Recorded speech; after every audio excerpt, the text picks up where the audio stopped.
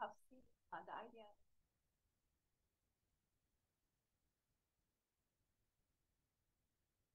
It is the right time.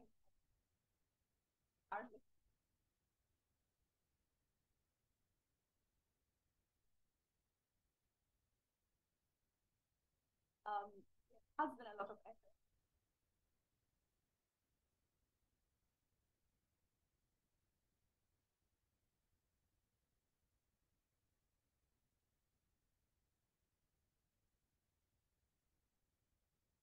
Government and the president towards the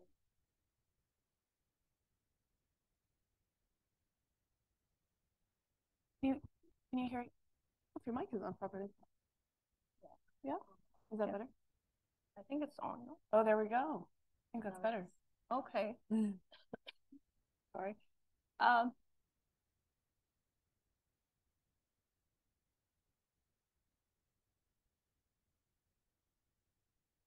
I need to do the introductions again. Yes. So we have two sessions today. One would be focusing on the net zero commitments of governments, corporates, efforts, voluntary commitments, and the second will focus on the need for a multilateral framework for net zero governance. So Kaya would lead the first session on. She's the head of policy and partnership of Oxford Net Zero. I wanted to say that correctly. And I work with the Oxford Net Zero on thinking about net zero laws. We have 4 speakers joining us today. We will each introduce our speakers. The first 2 speakers would be for the first session where we see into national regulations and policies. And the second would focus, the second session, the 2 speakers, Carla and Claire, would focus on net zero governance and the multilateral system. With that, Aya, do you want to take over? Thank you so much, Selam. We're so pleased at Oxford Net Zero and the kind of interdisciplinary environment that we have international lawyers thinking about how we integrate this at the global level, and then we can dive deep down into policy instruments at the national level. And the kind of frame that we think about in terms of net zero policy is how do we close the policy gap? The UNEP gap report has shown us year after year that regardless of what we agree at COP, and regardless of kind of the efforts on the ground, local policy, national policy, in current law and text is not sufficient to have us meet our temperature goals. And we're in line for a huge overshoot. There's also a strong sense that there's a tension between the way that governments are constrained. You know, a lot of the political science literature suggests that governments are not, authorities on their own, they're constrained authorities. And the role of the business environment in terms of enabling policy or entrenching policy through carbon lock-in is extremely important in this discussion. So the We Mean Business Coalition, which is a coalition between businesses globally who are trying to get down to business on climate and sustainability, and the World Resources Institute, as well as UN Global Compact, came up with this sort of schematic of the ambition loop, where they are trying to find examples of business climate action driving more ambition in kind of government climate action through first mover coalitions, advocacy, and coordinated efforts. And then, government climate policy, when it sets clear guardrails for businesses, helps to drive that loop forward. If you know that, the kind of technology that you're investing in, for example, electric vehicles, is going to be A, subsidized, B, rewarded, and that, the competition, the kind of carbon intensive vehicles will be phased out, it's a lot easier to make your investment strategy as a business. And so, it's a very simple theory of change that's represented, but it's something that when you kind of look at it and the complexity of it, kind of one layer deeper, is not a given. Of course, we see the arrows going in the other direction. And so a huge amount of my research is looking at how we can make this ambition loop real. And it's something that we need to have kind of a deeper understanding of how this is happening, because so much of governance today is developing through voluntary commitments, iterating, kicking out weaker agreements, and then developing standards, formalizing practice, and then eventually embedding this into regulation. Our director, Sam Fankhauser, has commented that, this is, of course, a simplified, map of a very complex process where you've got arrows going between them all the time. And, in our community, I'm speaking with standard setters, with voluntary initiatives, with regulators all the time in a much more dynamic and fluid way than this. But we are starting to see this, and Lucilla's research shows us that standards are, in fact, becoming embedded in regulation, and this is how we create norms that eventually move towards more mandatory practice on the net zero. And that's one of the ways that we can align the economy to net zero. We can create the kind of accountability from the very top, those international agreements down to the national level. And non-state actors have a huge role to play in that. This policy briefing is Professor Tom Hales, and you can go read more. He's provided some examples. But what we've had a look at on our team is particularly a focus on those policies or standards that have gotten embedded into regulation. And we're interested in those ones where the kind of net zero standards that we've worked really hard on. So we've been a part of, helping to define the Race to Zero criteria, which was a campaign to align voluntary initiatives on the kind of high level criteria for net zero committers globally. And we've also worked on the International Standard Organization process on net zero commitments and what that truly means, which is really valuable because that can kind of spread out to 167 different member organizations in different countries. We've been looking at how those types of standards might be embedded into different types of regulation, and what types of regulation are kind of fit for purpose, are ready, are primed to take on that criteria and that standard, to adopt that high level international thinking on what net zero means. When I first started this job, there was no definition internationally developed, and definitely not through a consensus process that include industry or academia or NGOs all together agreeing what that meant. So it's, in a way, a really beautiful process that has developed through the ground up, through the bottom up, to define what net zero means for an organization so that we can all kind of contribute to that challenge. And so we were interested in disclosure, because disclosure frameworks are probably the most advanced form of regulation that has made it into the kind of governance landscape. Right now, our tracking suggests that about half of the world in terms of GDP will soon be covered by some form of mandatory climate or sustainability disclosure.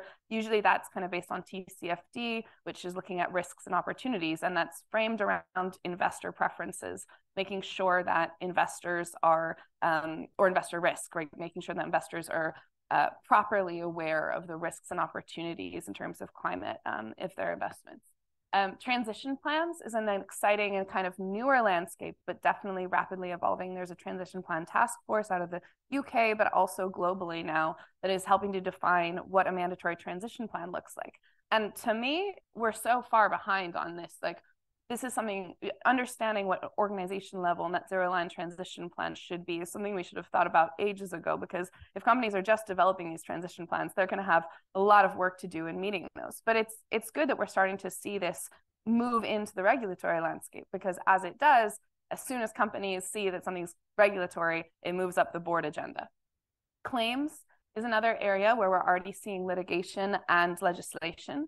So what's a credible net zero claim, and what is that end state? When do I get to say I'm net zero? You see a lot of things like your bottle of X product claims that it's net zero. Is that a credible claim? I think consumers are really upset and confused not being able to navigate that landscape. So there's new legislation coming in about that.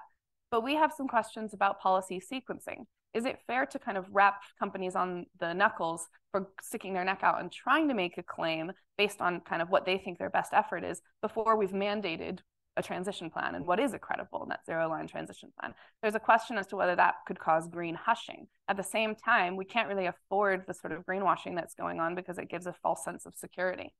Procurement is another lever that we're really excited about. Procurement looks at where government contracts are based on sustainability aims. It makes sense that if the taxpayer dollar is paying for something, there should be some minimum criteria on whether that is meeting net zero criteria or whether that organization is on its way to, decarbonizing. And then product standards are another one that we look at. This could be regulated or standardized, and this could be in the financial market, or it could be kind of more typical kind of real economy product standards. So my colleague Lucila Diaz has done an incredible job of mapping over 300 policy instruments globally where these types of net zero criteria could be embedded at the national level. We know that there are also a lot of progress on the regional level, but we started with the national level and we just looked at the G20. So this is our beta stock take, and I'll hand it over to Lucila. Thank you. So as Kaya introduced, I'm going to talk about the stocktake exercise of mitigation-related regulations that Oxford Net Zero carried out earlier this year. And for this inaugural stocktake, we looked at national level instruments and G20 members covering 4 of the regulatory domains that Kaya just talked about, because we needed to start somewhere. And these were net zero or decarbonization claims and financial product standards, disclosure of climate-related risks, decarbonization-focused procurement, and transition plan requirements. Kaya has already introduced them, but I'll also give some examples in a bit so that they're clear. But yeah, we have compiled over almost 400 instruments, or 390 something, that cover these types of regulations, as well as supporting instruments like non-mandatory guidelines and general laws that govern these themes more broadly. And the data is available in an open database we can share with all of you later. And the database and the whole project actually are in a beta version, which means that we're testing and the definitions and also understanding the types of instruments that govern each of these themes, and also testing the taxonomy, these names that we're using to see if they make sense for this broad theme of mitigation regulation. And sharing and gathering feedback is part of this exercise. So I'm very happy to be here sharing this with you, and I'm pleased to discuss what you think of all of this as we go along. That changed. So before showing some high-level results, I'll go to the example so that we're all on the same page. And starting with claims, as Kaya said, we've all seen a water bottle or a coffee place saying that they sell like carbon neutral coffee or anything.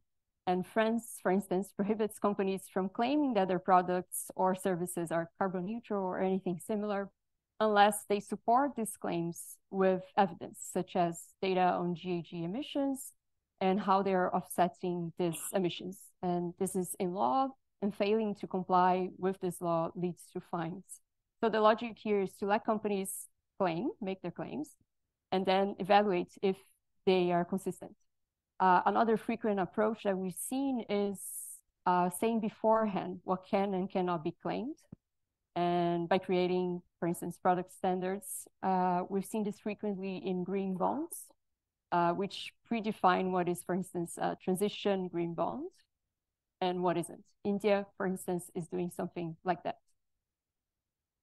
Brazil is a good example of disclosure regulations. In the past few years, regulators have issued multiple but similar regulations, each aiming at a different type of organization. And these regulations, they demand the disclosure and monitoring of climate-related risks. They make partial use of the TCFD recommendations that Kaya just mentioned, and also state that this is a first step towards more stringent regulations. So they sign to the market that more is to come, and that this is the route to choosing to take. Other countries are using a similar approach. So they're requiring more and more sectors of the economy to disclose, monitor, and create strategies to answer to climate risks. Is it changing? When it comes to procurement, we're seeing 2 types of regulations. One is similar to the Canadian example that we have here, where the government demands bidders to measure and disclose their emissions, also adopt a science-based net zero target, and be part of initiatives such as around disclosure and transition planning. And another type of procurement regulation we've seen is to include an emission consideration in the evaluation process of the bids. So in practice, this means that government will give preference to bids that are more climate friendly. And this is how South Korea, the Republic of Korea, does it, for instance. Finally, transition plan regulations like the CSRD in the EU mandate companies to define and then disclose an emission reduction target and monitor their progress towards this target. This EU example is quite interesting because it combines transition planning with disclosure. So companies need to disclose their climate-related risks, okay? And then they need to contribute to reducing these risks by mitigating their own emissions, which is a good combo. Sounds like a good plan. Now, moving on to our high-level results, what we've seen so far is that regulations are being implemented, with 15 G20 members already regulating in at least one of the domains that we've mapped so far. And the 5 remaining countries, which are in dark gray here in the map, are all in the process of regulating at least one of the 4 domains that I just mentioned. And this scenario indicates that progress towards a regulated economy is happening. And it's also interesting to note that regulations are coming from developed and developing nations, with good examples coming from both groups of countries, as we just mentioned before in the example. Another high-level result is that the number of active regulations has been growing for the past few years, nearly quadrupling in size in just 4 years between 2020 ahead to 2024. And we expect that this regulatory landscape will continue to evolve as there are multiple instruments being developed right now. And yeah, so this dynamism indicates that tracking, like keep an eye out and seeing how this goes is important. And that countries are working towards these ground rules for the economy, and these are related to our global mitigation commitments.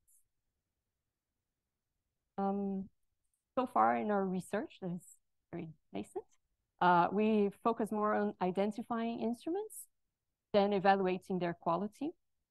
But hints of quality are coming from the fact that voluntary standards are being incorporated into climate regulations, as Kaya also introduced. And this is also important for the convergence of these regulations, and using standards is a good way of doing that.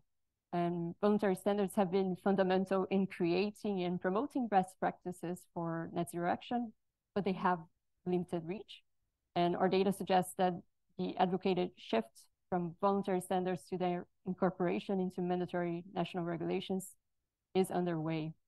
Over 160 of our mapped instruments make use of standards already and to support their text, and individual standards have been referenced, cited, or used as a basis, encouraged, or even required over 300 times, which is with the Task Force on Climate-Related Financial Disclosures, TCFD, being the most frequently cited or used. So this whole stocktake is a way for all of us to explore the state of climate regulations, where it's happening, where it still isn't, the content of the instruments being used, and even what is and what isn't a mitigation regulation, which is something that we're exploring and discussing. It's also a way to start collecting and sharing good examples. And we're very pleased to present this to you and to keep developing this research. And the goal is to take these learnings and transform this first exercise into a tracker, which will be an initiative led by the new Net Zero Regulation and Policy Hub here at university. So more to come on all of this. And yeah, let's see time. I think we might have, yeah, back to you for. Thank you so much, Lucilla, and thank you so much for all of your work. It's oh good. It's no small task to go through all of those documents, and ultimately it does require someone who has, I think, a government background to be able to identify the commonalities between them and do that analysis. I wanted to ask you two questions before we turn over to our online panelists. Hello, online panelists. Hi, Natalie. Hi, Carla. So this regulation and this push towards regulation is an encouraging step, especially given that Fankhauser et al.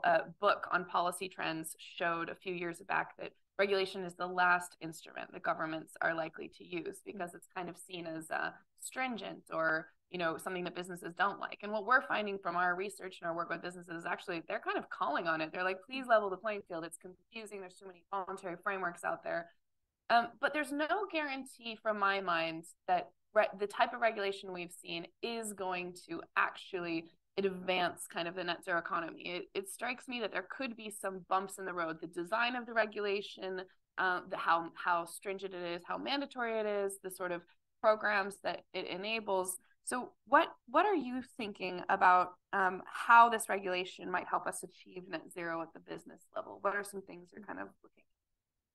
Yeah, I think in the end, the intention of regulations that mandate action is for action to happen. So that's one thing, and there are bumps, but I think also regulation can help with the bumps. So like you said, not all firms are being required nowadays to do the same thing, or they might be asked by different regulators to do different things.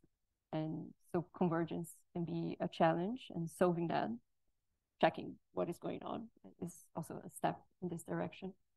And instruments can also vary a lot in quality, which is something I'm going to check more after, but yeah, they can be more or less strict. And having a regulation in the end doesn't necessarily mean that it's good or that it's going to a good direction. Quality is, of course, something important to be explored. And again, each country's reality is different. Even here, G20 is already, they're quite different from one another. And when we expand that to the rest of the world, realities are very, very different. And some countries might have a very strong regulatory system, and others might work in a different way. And so I think that's also something to consider. But I think nonetheless, things like the logical step is to start requiring action, and to require action, I think, to be a logical next step in this scope. So in some ways, we're not calling on like the start of the road to regulation. The road to regulation is already being paved, and what we need to pay attention to as researchers is how we can smooth that road, make sure there's coordination. I'm curious what you think, because you've read so many of these policies and regulation. What do you think are some of the most powerful levers, or does it just depend on where you are and what political economy you're operating in? Is there a good sequence to bring in policies? I don't think there's a definitive answer to this question yet, but we certainly started with disclosure, which means that we started with transparency, and I think that's a good way to start. And then with transparency, transparency needs to enable action later. Like, okay, this is what's happening. What do we need to do to change this? And then thinking about action, two of the ones that we talked about here, I think they're very clear levers: procurement and then transition plans. Procurement, I think, is very interesting because it's but it's a direct way that governments can reduce their emissions that every government is worried about. So you can choose what you are and are not buying. And then transition plans, if they go further from just the transparency bit of, here's what I intend to do, and actually start doing it and be held accountable to it. Also a way that action is going to be taken and emissions go down. So I think these two are first to not necessarily where to start, but to push forward. Amazing. Lucilla, thank you so much for all of your research. And I know this is just a growing landscape of intrigue, and we'll be looking at the quality analysis next. So thanks again. We're so pleased, speaking of specific levers, to have a policy expert at the national level with us today. Natalie Untersal is not just a friend and a co-chair with me in the International Climate Politics Hub, but she's also a renowned policy leader and advocate in Brazil. And Natalie, I wanted to ask you a little bit about some of the policy landscape that you're seeing evolve in Brazil. We saw the disclosure regulation was one of the case examples that Lucilla pulled out. But I just wanted to give you the opportunity to speak to what it's like kind of driving regulation in this national context and what the reception is and what are some of the emerging policies that you're excited about. Thank you, Kai. It's my pleasure to be with you today. Thank you so much. And thank you, Lucila, also for already shedding light on what is the international landscape, particularly the G20 countries. Kai, I think we have many gaps, both at the global and the national levels, right? The credibility gap, the ambition gap, the implementation gap, the transparency gap, and all of them are being tackled at the national level. Of course, I'm talking from Brazil. I am going to share the experience we have in here, but basically in relation to the transparency gap, it's still an issue to have clear targets. And I think we've been losing a lot of time in target setting, trying to make sure that the private sector, the real economy understands, for instance, what the NDC is, why there are or there aren't sectoral targets. So this is also part of the whole conversation. And for those that are not familiar with, we lost a lot of time in the past 4 years here in Brazil trying to reset the targets that were presented before the UNFCCC at the time of the Paris Agreement at the COP21. So instead of looking to net zero, we were looking into not rolling back ambition, right? So finally, now there's been a correction still to become official, but I think that's one of the talking about sequencing, that's probably the first step, right? You need to have at least like a clear and credible target at the national level, one that says, okay, we're going to go to net zero, awesome.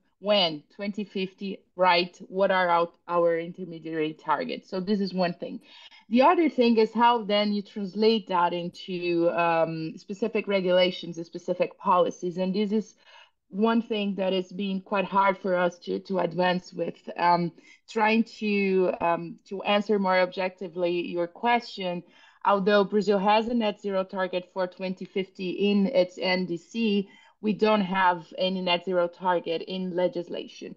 And we believe that would be important because that would signal to the private sector, to the real economy that, well, policies and instruments, both the sectoral and economy-wide, they would then have to align with the Paris Agreement objectives, all of them, mitigation, adaptation, the financial flows would have to become compatible. So we would love to have a legislated net zero target because that could even establish a cap on the carbon intensive and fossil fuel related investments, right?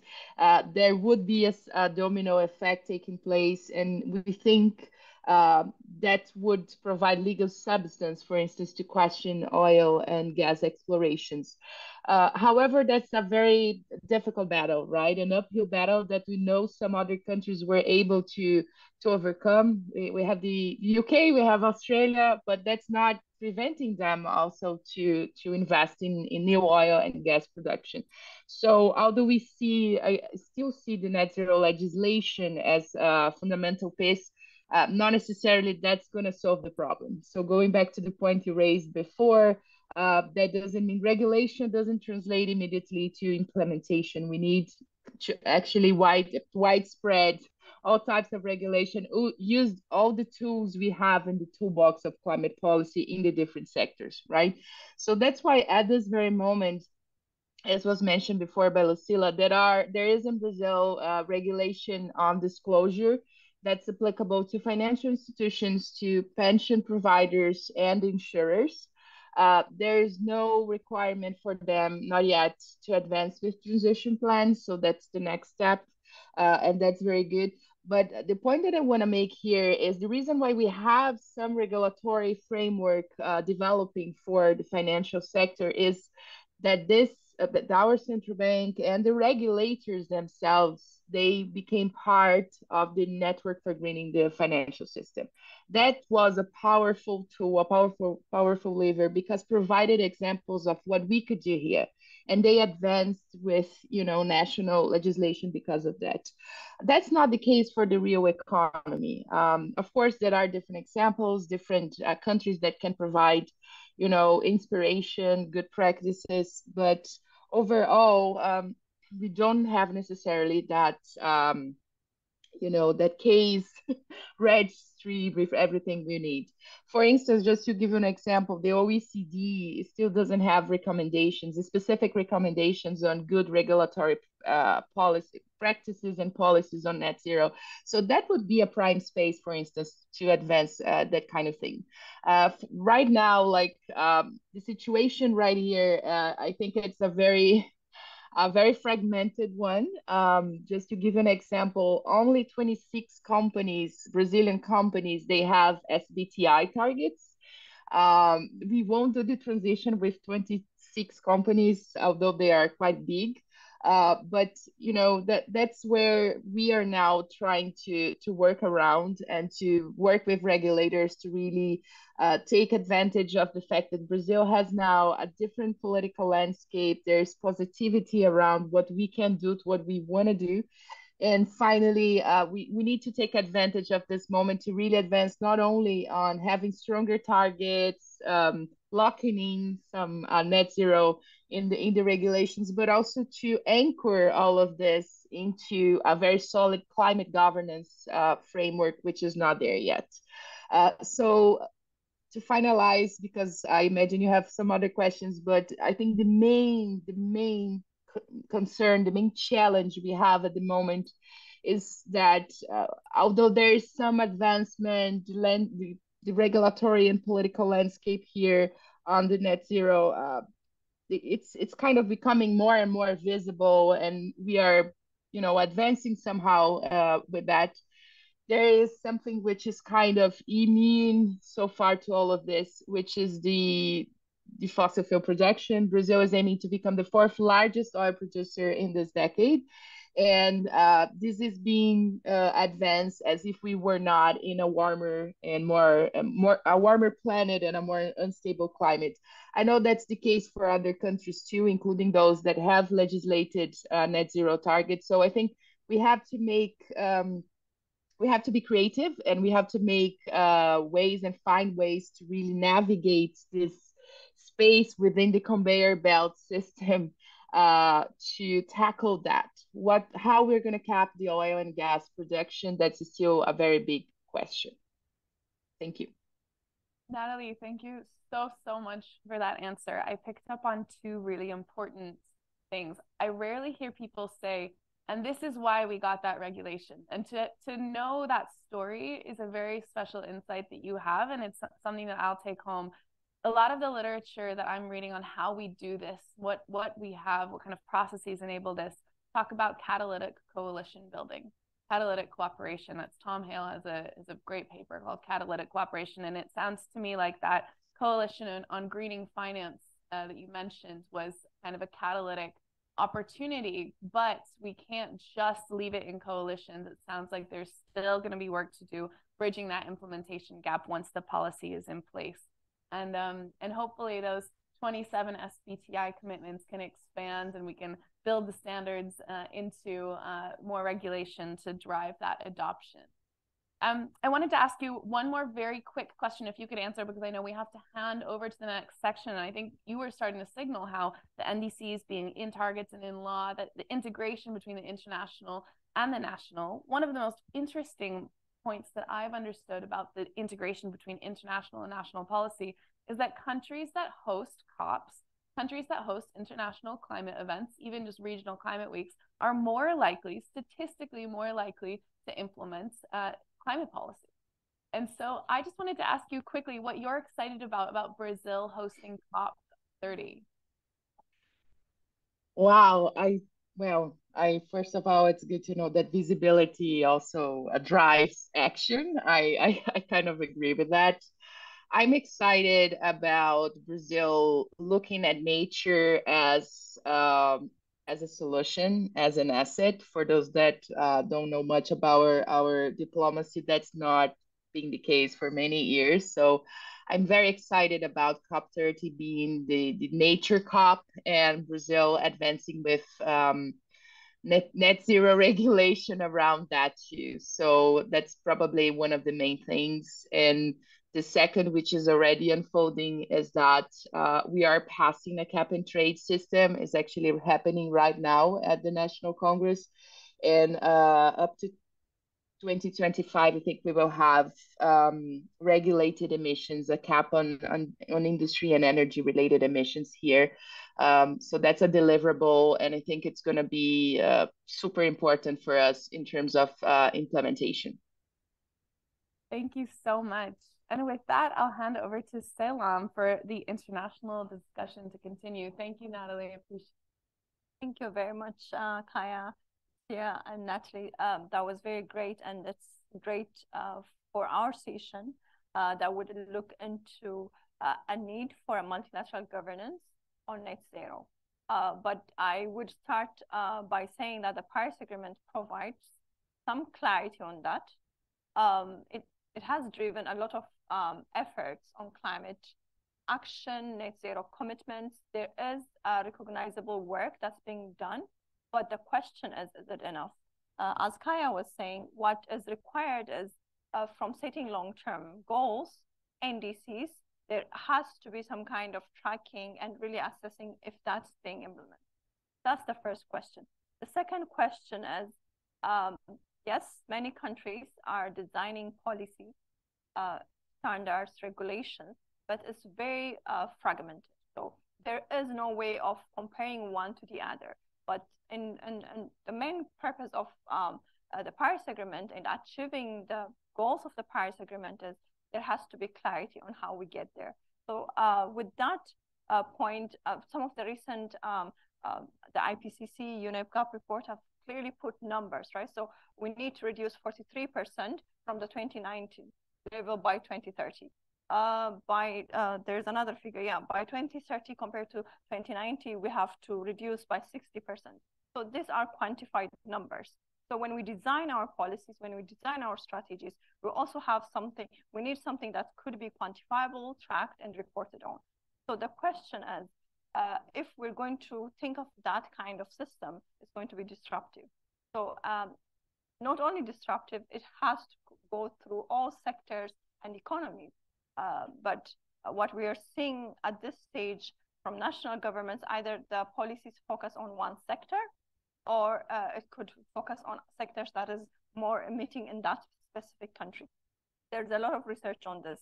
The other important element, and I particularly following the negotiations under the UNFCCC and really understanding how that agreement was designed, there is going to be different timeframes of when we get to net zero. Of course, the general framing is by 2050, we need to achieve net zero, but that's really based on sustainable development, equity, and so on. So if, and then from the long-term strategies report, what we have seen is the time frame at this stage for long-term strategies range between 2050 and 2070, because China, for example, have provided they will achieve net zero by 2060, and India 2070. So there is already a difference on when countries will get to net zero. In that world where there is also a priority of sustainable development, how do we link that to the design of a net zero governance that will respond to what Paris requires and what we require as humanity, in short? The other important question when I'm looking into is how do we make sure there is finance available to it? Making financial flows consistent with low emission investments, that's something we might need to look at. The focus of all the tracking of net zero has been really focused on mitigation goals and mitigation targets. But if that's the case, if the same company is investing in fossil fuel, for example, that also needs to be tracked. So those kind of fragmentation of efforts needs to be really clearly reflected.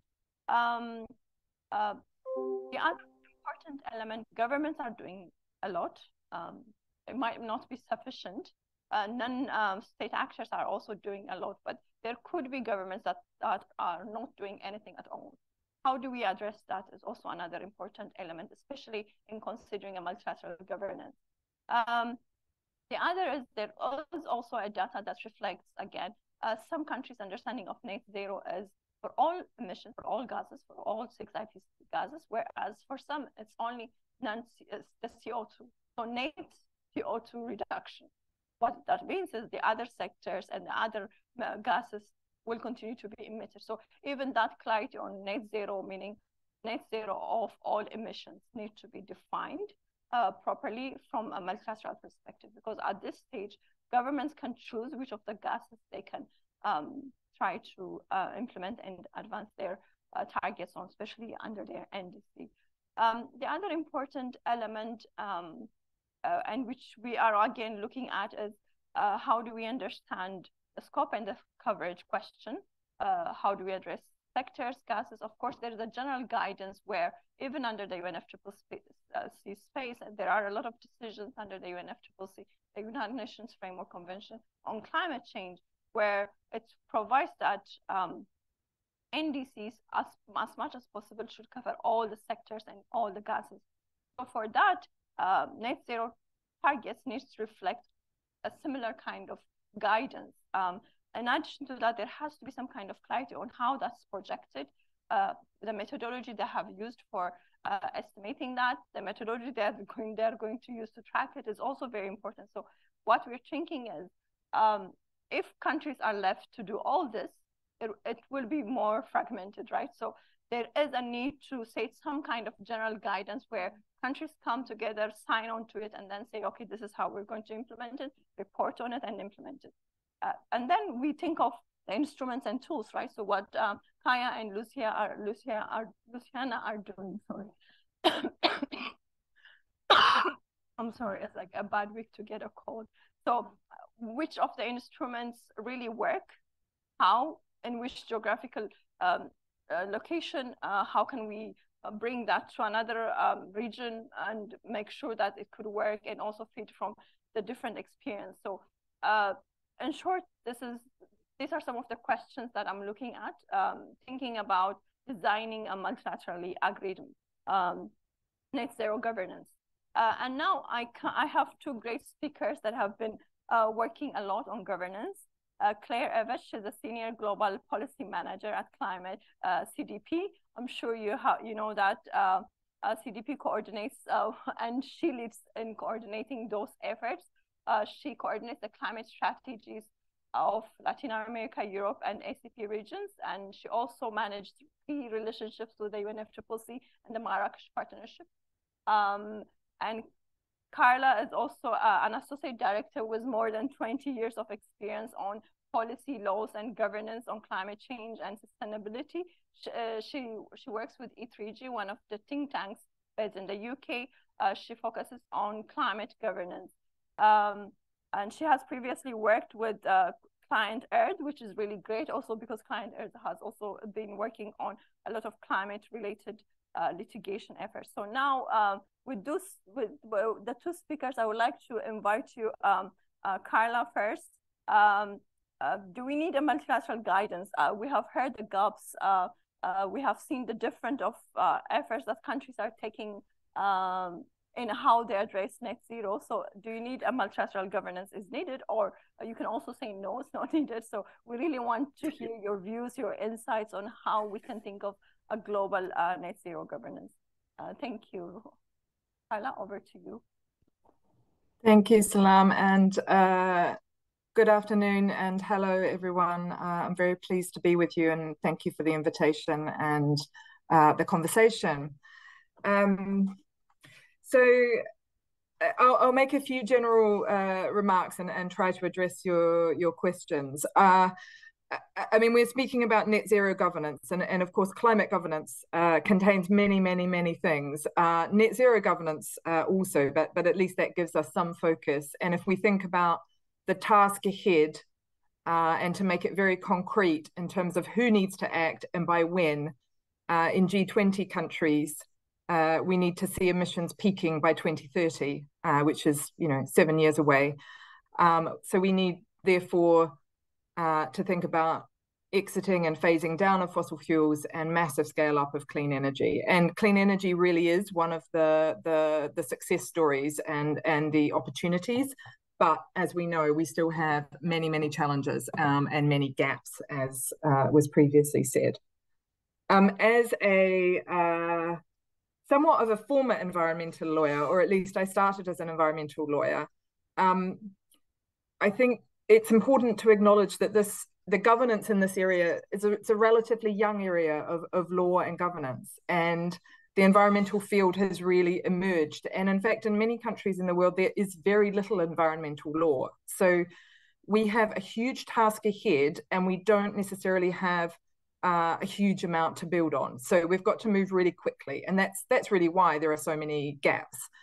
At the same time, as law has a really important kind of leveling role in terms of power and justice. And so therefore there's a real opportunity to use the law to help us to make progress.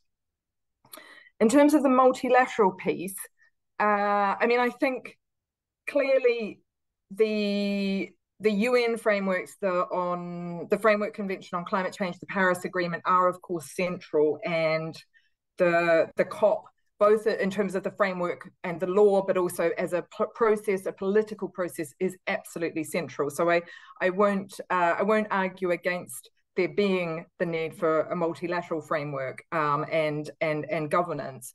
But of course, in practice, the governance is going to be very multi-level and multifaceted. And I mean, obviously, with 2025, COP30 was referenced previously. We need to think about both an ambition moment in terms of countries being asked to think about their 2035 and 2040 commitments, and at the same time, we will have a kind of a reckoning moment around progress on delivery of commitments out to 2030.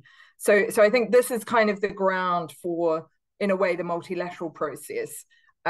Is the kind of adjudication of progress and the ambition and the kind of working through of these sets of issues. And Salam, I think you ask a really great question, which is, can the multilateral framework, also help to address some of the kind of fragmentation and lack of comparability that we see?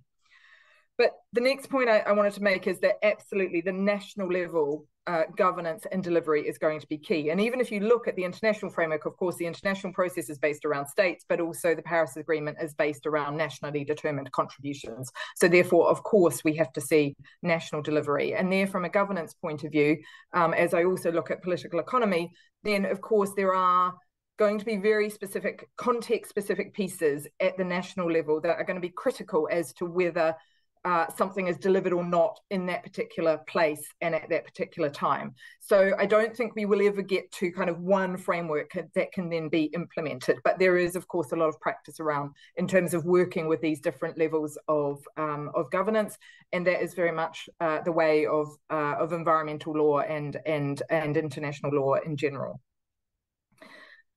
I would also add that, as you mentioned, Client Earth, and I did a lot of work developing sort of the programs around strategic climate litigation. We now see this kind of flourishing of climate litigation. So I would say that not only will the governance happen at different levels, but it will also happen in different forums. And the courts are increasingly asserting a role and contributing to helping us establish and work through and problem solve some of the key questions around climate action, climate justice, intergenerational questions, responsibility questions. They're also helping to kind of drive action and provide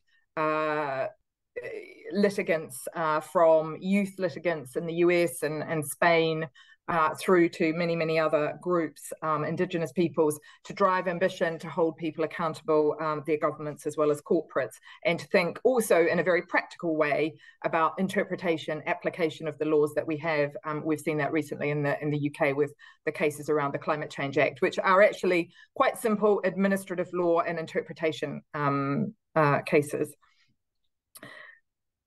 The next thing I wanted to just address a little bit before maybe coming back to some of the questions and handing back is that what are some of the maybe the dimensions of governance that that we at E3G are starting to think about. I'll mention just 4 of them that I think are critical wherever we're thinking about climate governance. One is that we do need to move from targets and commitments into the delivery phase, and that of course has a very different kind of dimensions in terms of governance. And I don't think we still don't really fully know how to do that. Let's be honest. So we do need to figure out what does delivery look like, and how do the governance frameworks and institutions help us to do that. What are the capacities, resources, and mechanisms that we need for delivery and implementation?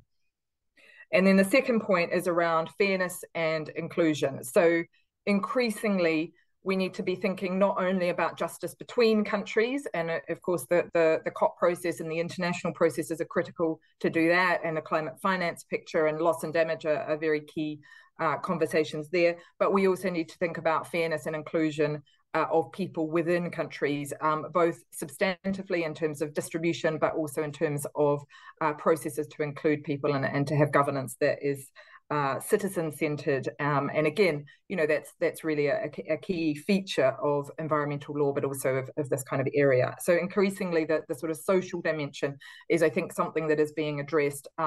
There are specific laws around just transition. We see examples in Spain. Huge focus under the current administration in the US on environmental justice, in the sense of addressing sort of wrongs from the past for disadvantaged communities that are located near polluting activities. Huge amounts of investment. I was in the US recently and hearing about that from the Environmental Protection Agency. And also a note there that, of course, the human rights frameworks and the decisions that are coming out of various different, at the international level, but also at various different courts, are really critical in helping us think through how do we not only understand climate and environment and the right to a clean environment and to be protected in terms of climate change as a human right, but also understand that we also need to implement the policies and plans in a way that aligns with and respects people's human rights. The third point there around the dimensions of governance is the role of scientific advice and independent advisors. And there has been, you know, a real growth, and that is perhaps one of the areas where there is a role to think about how those advisors can help accelerate both in their own settings where they are advising and providing advice to and fulfilling a sort of expert role, but also a role in terms of accountability. How can they also help us learn faster and understand across jurisdictions how we can move more quickly and towards something that is more comparable and less fragmented. And the final point there in terms of dimensions of governance is around obviously the other challenge we have is that this is also very horizontal. We need to think about integration across many, many different sectors. And so therefore, when you start to think about climate governance or a climate minister, how do they also work with their counterparts in transport and in energy and in many, many other areas and how do they have sufficient power, agency and resources in order to be effective in delivery? So that's really critical. So Salam, I'll hand back to you and look forward to the conversation. Thank you very much. Thank you very much, Carla. That was really great and very insightful. I really liked the idea of multi-level governance. That's also something that I've been thinking about when we think of a design for net zero governance. It should look into what are the different national arrangements, national jurisdictions, the difference between that. So it's very important.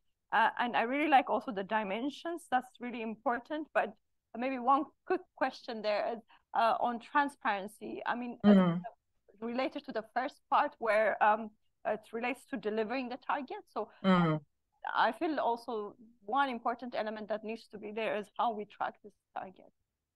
Yes, no, absolutely. I think the dynamic, I think, in terms of delivery between having good approaches to setting plans and strategies in order to deliver. But then, of course, also having the monitoring of delivery and the disclosure of progress and so on is absolutely critical.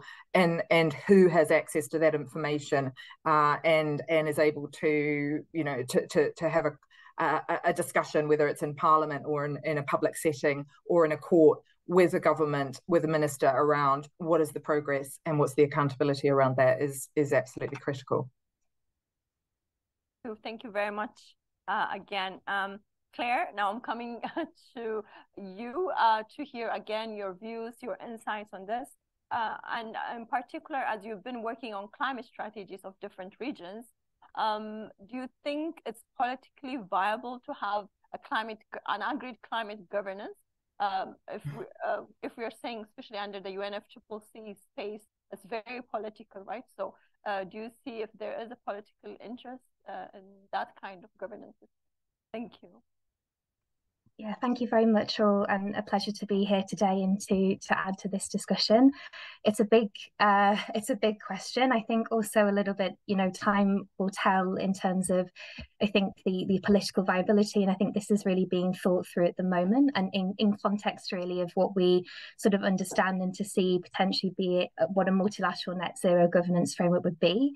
That for me really sort of falls around three key areas that also can be used to leverage, which is a question of necessity, a question of mandate, and a question of practicality. Also considering, you know, jurisdictional sort of context. I think a lot has been said already in terms of the sort of necessity around the science, particularly with the outcomes from the recent IPCC report, also the IEA, as well as the global stocktake synthesis report last month, that really has demonstrated that we are in a critical moment for decision making, for action and policy making being central to that. Similarly as well, it's both you know, a collective effort, so from state and non-state actors as well.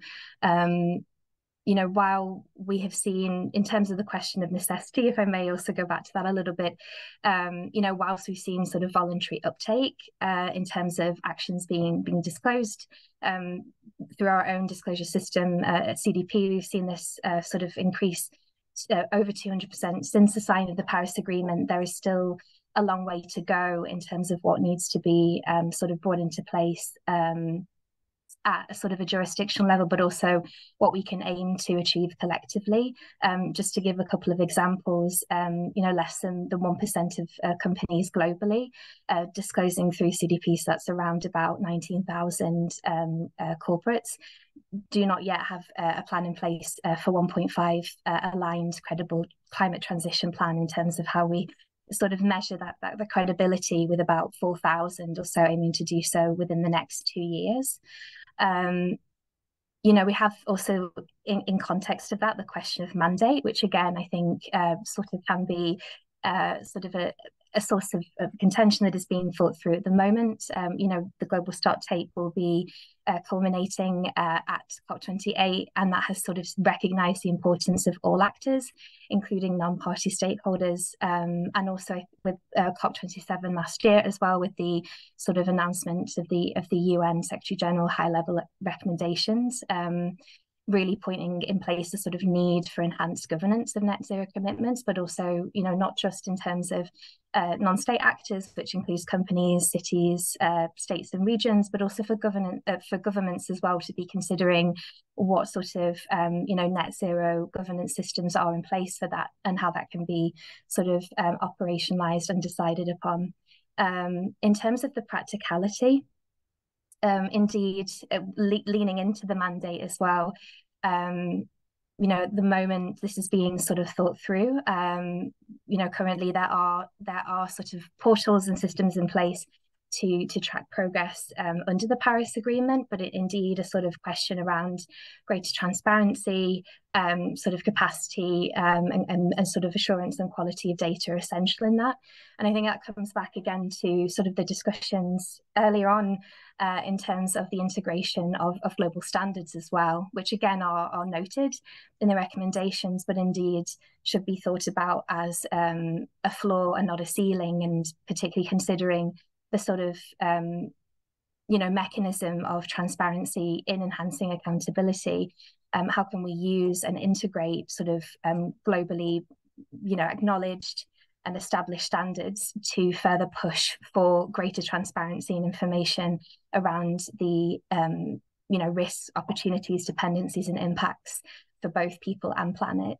I think also as well, in terms of the sort of political viability, I think it's also interesting within the context of the Paris Agreement, where also there can be other mechanisms, sort of as mentioned, but also across policy for as well. So we also have COP16 CBD next year as well, in context of the global biodiversity framework, but also at the moment the global plastics treaty is currently being negotiated upon as well, and will be later this year. So again, where are sort of the spaces where we can also sort of build linkages across for where we can seek to increase transparency and tracking progress to that effect.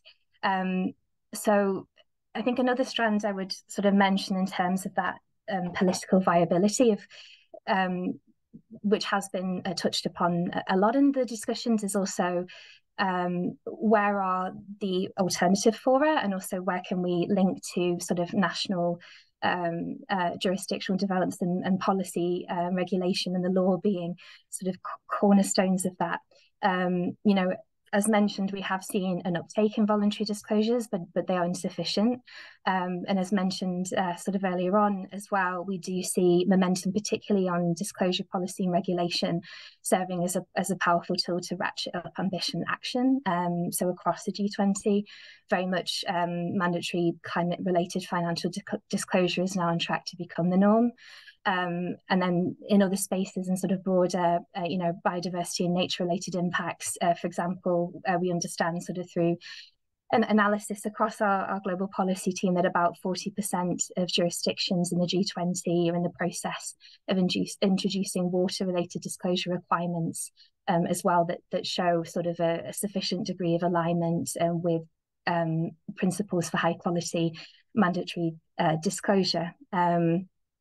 And indeed, I think this is a space that will continue to grow, but building upon sort of the standards that are in place and have been established to continue to push and use that as a space for enhanced accountability and action ultimately. I think I'll pause there. I think maybe just to sort of summarize my points there in terms of the viability. Of course, there will always be regional considerations. I think there is a consultation thinking at the moment in terms of what that could look like as a accountability mechanism that can track progress under the Paris Agreement. But I think what is most important is that collective efforts remain ambitious, that they aim for the sort of the highest quality, comparability and consistency of information there, that are based on the latest available science and in line with global standards. So if we seek to build a framework to that degree, all of those elements will be crucial. Thank you very much, Claire. Thank you. That's really great. And I have taken a lot of notes on the points. And what's really interesting is, yes, we do have a tracking process under the UNFCCC space under the Paris Agreement for the NDCs, right? So what is currently missing is countries submit their long-term strategies of how they will achieve net zero, but then there is no reporting on that. There is a continuous request to updated, reported. So maybe I think there was a point Carla mentioned around 2040, some kind of tracking or updating of where they are with their LTS. Do you think something like that would work for the long-term net zero targets, in addition to what is existing for the biannual update reports, for example? Do you envisage something like that for ensuring comparability, or something else? Yeah, it's a really important question. I think it is, we should also, as you're saying, I think it's important to sort of consider what tools, are sort of pre-existing and sort of mechanisms under the sort of, ratchet mechanism of the Paris Agreement. I do think that as exactly you said, the biannual transparency reports, so under the enhanced transparency framework, so that the parties or governments will be submitting those reports next year is a critical component of that. I think, yeah, as a first step, it's sort of important, I think, to focus on the processes and mechanisms that we have to see how they can be improved, but also having that sort of whole of society perspective as well. You know, I think we will see the outcomes of the GST at COP28, and I think there is a degree and an importance to which the GST process should make explicit linkages to parties and nationally determined contributions. But then I think, considering the time frame towards next year, we should be thinking through also as well how this evidence and information and the sort of need to course correct action is also translating into the information that that governments will be submitting. I think in a different way, the enhanced transparency framework, or the ETF, there isn't the same precedent per se as with the global stocktake, where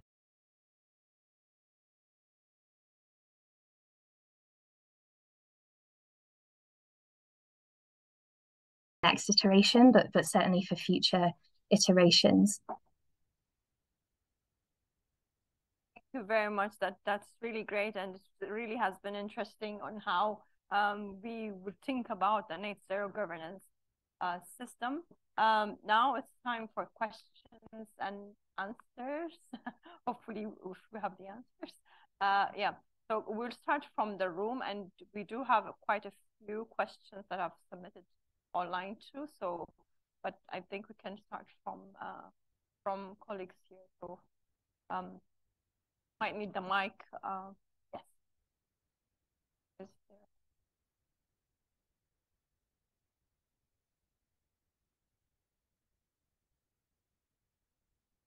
Hi, thank you all for all of those great points of view.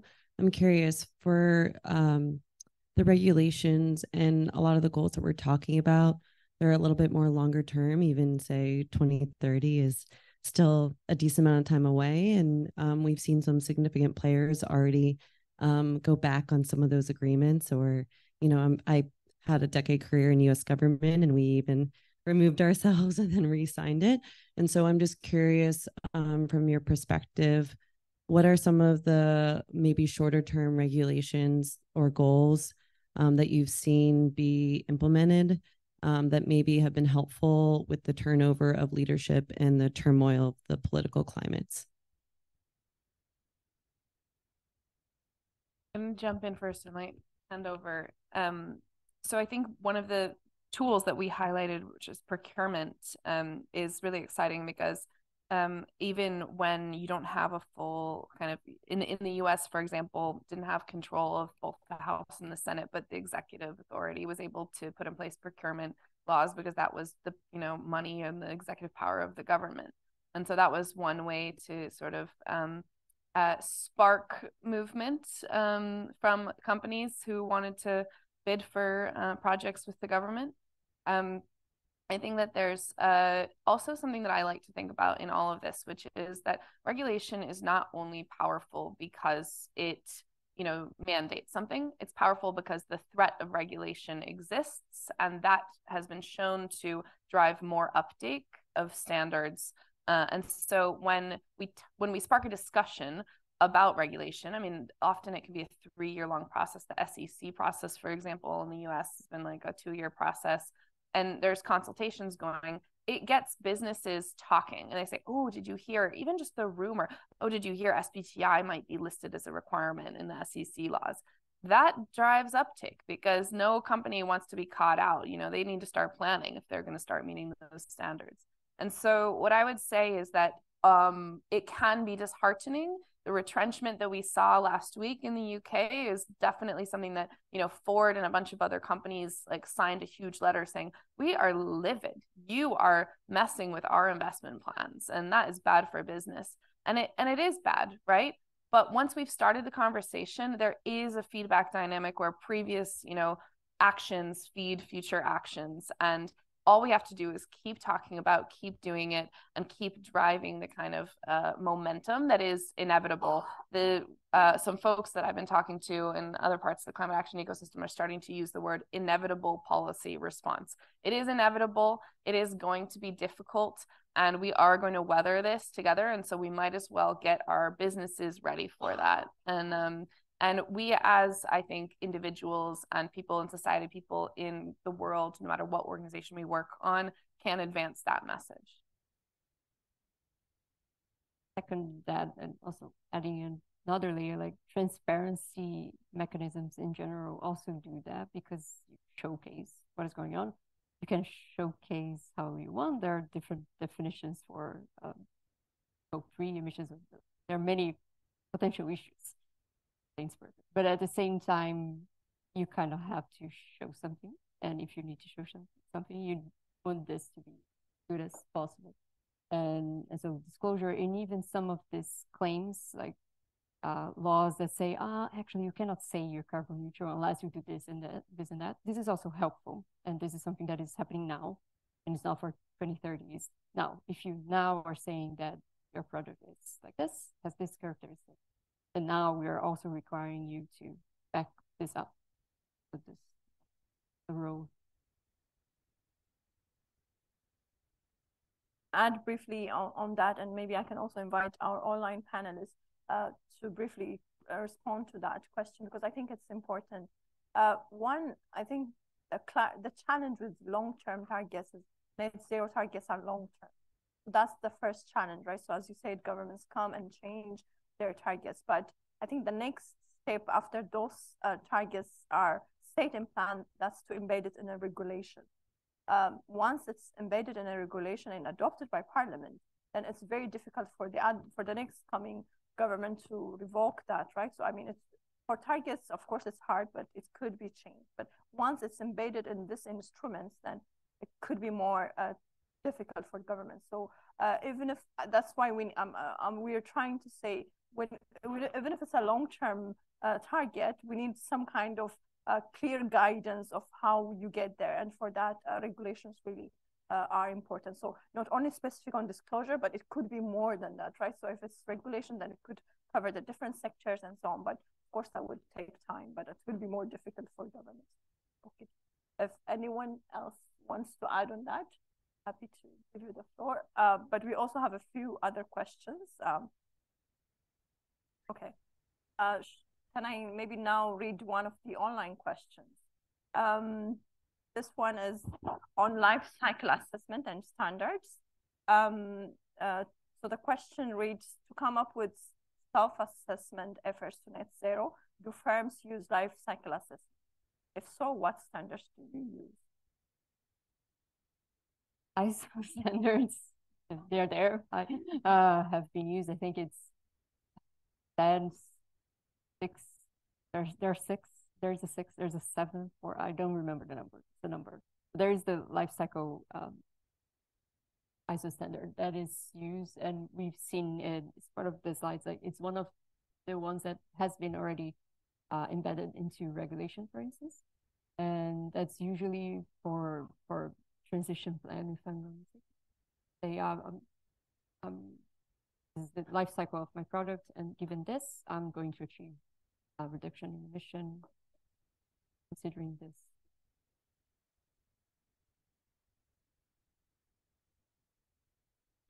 Here in the audience. Would we like an answer from the audience on standards? Oh. Hi, Ritwika Singat, the British Standards Institute, BSI, which is a member body of ISO.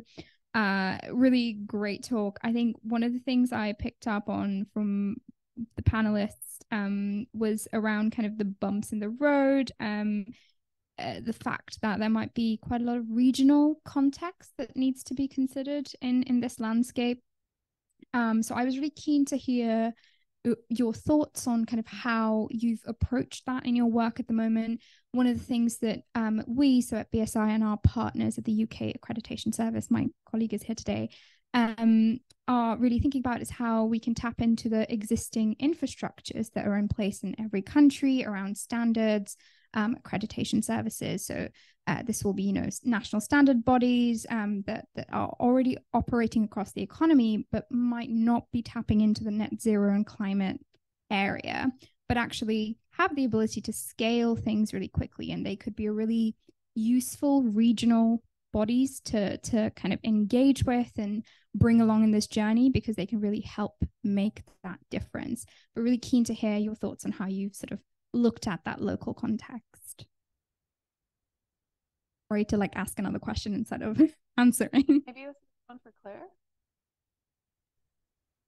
Yeah, happy to. Although I would have loved to also have pulled out a couple of more regional examples from my colleagues in maybe LATAM or APAC as well. But I think maybe if I can answer it in terms of, I suppose, firstly, like a theory of change, and then also as well in terms of how we, try to shift sort of policy and regulatory developments through the sort of information and insights that we can gather as well through our own disclosure platforms. But what that I think has seen a high degree to effect as well is when we're able to maybe have discussions with specific regulators, be that in country, that we can sort of point to the voluntary uptake that we have seen through disclosure, particularly through our own platforms, which we intend to consistently and sort of evolve in line with global standards. So our disclosure platform is aligned to the TCFD. So when we're sort of seeing or have seen nascent discussions on consultations on disclosure policy regulation, we're already able to sort of point to say, look, there is a corporate readiness there, and that has been consistently growing. And so we can kind of hone in to sort of really specific sort of evidence points and proof points to be able to move that along, which I think can be powerful. And then in terms, I think, again, sort of the other mechanisms of where we try to, again, to sort of showcase that is moving along discussion to be able to then show the sort of viability and sort of uptake in terms of not just regulatory developments, but also in line with the sort of global standards and importance to do that, to then in a sort of consistent but comparable way and incredible way. I think ultimately as well, that comes back to a discussion in terms of incentives as well. And again, what is the sort of added value and benefit, which has been mentioned in terms of the sort of being ahead of the curve, but also back to financial flows as well, having information, or investors having information across their portfolio that they can check, sort of year on year, is also a powerful tool for them to be able to sort of determine. And ultimately it's about, trying to, for climate, but other also aspects to be seen as material. So that's how we have tried to, I think, evolve discussions. I apologize, I cannot give you maybe a more concrete example, but very happy to follow up sort of following the discussions to give more concrete work from our policy teams regionally. I think this question is really important because it, I think, touches at one of the most difficult tensions of standardization and regulation, which is that it is actually top down in terms of how it gets implemented, or people think of it as top down. But that can cause real problems in terms of emerging market perspectives, in terms of the power asymmetries we already see in the global economy. I spent a beautiful day with some entrepreneurs from across the continent of Africa, and they were like, we see standards as, the ISSBs coming into effect in different kind of investor frameworks, and they're responding to it to their investors from the African context. And they're saying, well, look, we're responsible for this amount of emissions, and we're just getting our companies off the ground, and you want us to hit net zero and to measure our emissions and prioritize that over our economic opportunities. And that is a real consideration that we need to be bringing into these conversations. And that's why it's not that leaves us off the hook in developing standards or regulation. We have to do that. It's inevitable, right? It's that we need the kind of democratic institutions that are international, diverse, representative, and that truly kind of fight those power asymmetries. And what we know is we can't do that passively. We can't just put out a consultation and just say, oh, okay, could the member body from Zambia please attend? well, does the member body from Zambia have the capacity, the funding, the time, the awareness, right? The support to do that? It is, if we are truly taking an equitable approach to net zero regulation and policy, then we have to practice equity, which is driving intentional capacity towards governance arrangements that are being developed. And this is not something that happens easily through the UNFCCC process. I'm sure Selam can give example after example of how little representation countries have when they should have, you know, a more of a voice. And I think it's something that if we gloss over that, this could be the death nail in, you know, the kind of net zero regulation and policy movement. Not the death nail, because it's inevitable, right? But this could be a real snag. And so developing international fora through perhaps regional climate weeks, through the kind of institutions that we already have started to build to develop good international governance is something that we have to do. And doing that through the lens of interoperability and alignment and reducing fragmentation can help us develop regulation that it doesn't feel as top down. I think one really good example of something I'd like to see in more standards is the emerging market framework of rewarding climate solutions and rewarding innovation, rewarding companies' role in the kind of global net zero challenge, not just kind of slapping them on the wrist for failing to meet their inventory targets. And maybe we need different standards for those kind of scrappy startups in Africa, Latin America, parts of the emerging economy that are helping us leapfrog. We're not so worried about their emissions in the first few years, but we are worried about their kind of global impact. So that's something that I'm thinking about a lot. And thank you for that. Thank you. There's one. So what we're doing is maybe we're also taking a few questions from online, but I really wanted to add a bit on that because the net zero targets would vary from country to the other. That's embedded in the Paris Agreement. So the obligation of when to get to net zero at minimum is 2050, but countries based on their sustainable development context, historical responsibility, and so on, could define their own net zero targets, right? So as I mentioned, China has said 2060, India has said 2070. So the African continent is also coming up with their own timelines, right? So there will be different timelines, but the point is even recognizing that, and that's how equity at that point was tried to be operationalized, right? But the question is, again, if businesses have this pressure of meeting some kind of standard, then maybe that's why we need to think about a global framework. Can we think of a harmonized standard which would work for specific region, and then, but that would help in really aggregating the efforts, right? So maybe harmonization of standards could be something we need to look into at some point. Yeah, it's not an answer, but it's like sharing one of the possible thoughts. Okay, from online, this one is very specific to Carla. On comparability of frameworks. So the question reads, Carla mentioned that one single framework cannot be implemented. How can we guarantee comparability across sectors and nations with a plurality of frameworks to track progress? Thanks for the question and a great conversation, great discussion. I think I mean, I do sort of stand by. I don't think there will be a single kind of template in terms of the way that we will do delivery at the national level, because I think there will be variability, and that will be according to political preferences, capabilities, the timetable, the type of economy and society that we're dealing with. But I think there will certainly be, going back to the sort of the multi-level governance, there will certainly be a role for consistent kind of a combination of political and legal accountability around things like reporting up on your greenhouse gas emissions, on disclosure of your sort of plans and your progress against those. I think we're starting to see that coming at the international level, and I think we will really see how that starts to sort of come through in the next couple of years, and particularly again looking to the sort of end of 2025 moment when we will need to see where countries are coming from. So there will be common aspects where we do have more of a sort of a single framework, but within that, and this really was the kind of the evolution or revolution under the Paris Agreement, was to allow more space for literally nationally determined contributions within that framework. So I think it's about a balancing act between those things in order to drive delivery. And I think from this conversation, there are all sorts of other kinds of drivers that come through from delivery, not, including potential to miss economic opportunities or to miss revenues, like the UK government has now said, okay, well, all that money is going to go to Europe, not to, the UK carbon market now collapses. Stakeholders are concerned that their plans. So there's lots of different ways that this will happen. I think there will be aspects where it will be a single, but I don't think we'll have a template, as it were, for delivery governance.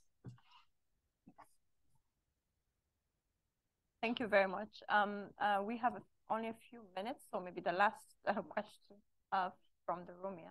Thank you very much. Richard Collin from the United Kingdom Accreditation Service. So our role is overseeing organisations that carry out testing, inspection, certification, things like that. So we're really in this space of credibility, and our world is a world of global mutual recognition, where we have global agreements through international organisations that we are all, national accreditation bodies, all sign up to.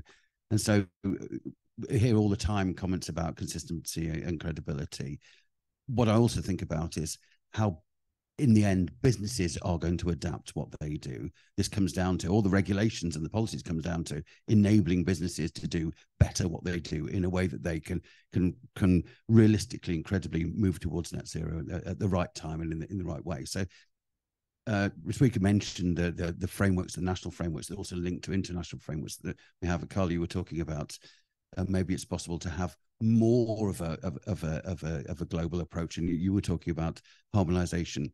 This is the offer really of global standards through the international systems, through ISO, and verification those standards are being met through accreditation. That there is that opportunity that enables then predictability for business. One of the big concerns when I talk to small business representatives is that they're in one supply chain that says, well, you need to follow our methodology, and then another one, you need to follow our methodology, and in the end they don't know which way to turn, and so they don't do anything.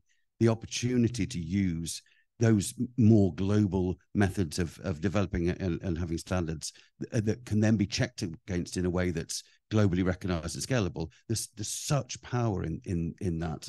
Sorry, this isn't really a question, definitely more of a comment, but it's also an offer, because we want to see how we can support all of these initiatives.